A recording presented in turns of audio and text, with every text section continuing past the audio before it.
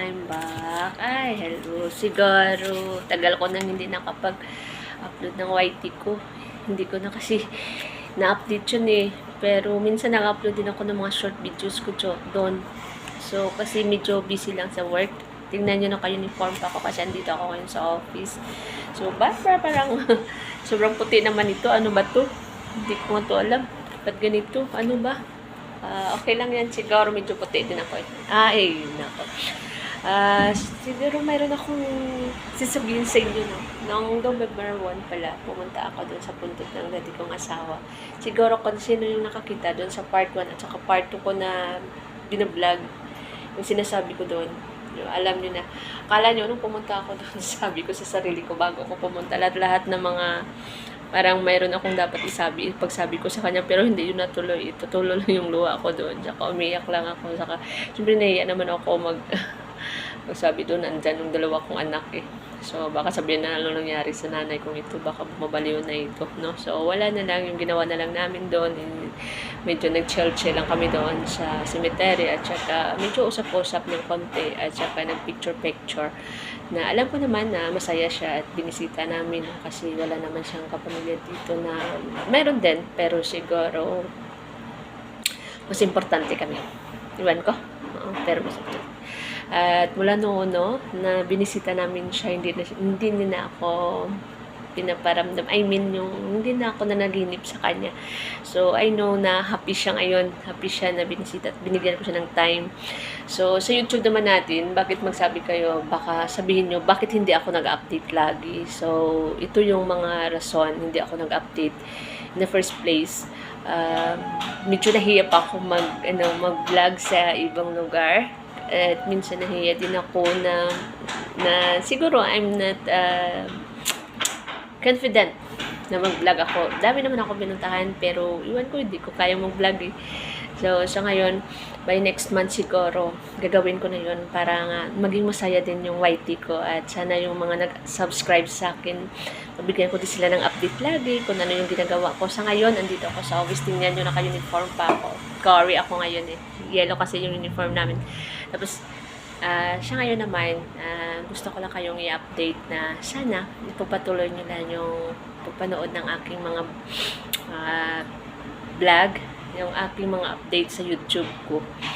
Na kung dati yung ina-update ko lahat ay luha, no? Parang malungkot, sa ngayon naman mag-update naman tayo ng mga masasayang mga karanasan natin. So, siguro this December dami akong mga medyo busy pa rin yung life ko. It's because na daming mga party, daming dapat atinan. It's because nga siguro ito kasi kita yung yung head dito sa Panay area, so kailangan natin na mag-attend ng mga Christmas party bawat store na nag-invite sa atin, at saka yung period nila. So medyo busy ngayon si Inday. So, sana maintindihan nyo at sana aabangan nyo ako lagi. So, by next month, bigyan ko kayo ng update na magaganda na doon sa aming probinsya. Doon ako magbablog at doon ko i-update yung aking kung saan ako pinanganak. At doon kasi medyo masaya doon. Bukid kasi yung bundok. Nasa bundok kasi kami. So, sa ngayon, andito kami sa city kasi dito kami nag-work. At yung mga anak ko dito din nag-aaral. So, ipakita ko yung picture or yung anak ko doon sa amin. At yung mga sitwasyon namin doon kung ano kami. Kasi hirap din kami. Pero still lumalaban pa rin. Hanggat mayroong ano daw yung sabi nila, hangin yung ilong natin, kailangan natin lumalaban tayo ng patas, lumalaban tayo na may pananalig sa ating Panginoon, kasi alam natin si God na yung makapagtulong sa atin, di ba? So, wag natin kalimutan palagi na mag-pray and always be still tayo kay God and have faith na ito yung kailangan natin sa ating pamumuhay ngayon. So, siguro abangan nyo na lang yung aking mga i-vlog by next month. Sana hindi kayo magsawa sa akin at suportahan nyo pa rin ako. So, maraming salamat pala sa mga nag-subscribe sa aking YT na almost 500 na ata yung nag-subscribe. So, kung sino man kayo, maraming salamat. Sana abangan nyo yung live ko by this Sunday. Gusto ko mag-live para makausap ko kayo at makilala ko din kayo kahit nasa YT lang at makilala nyo din ako.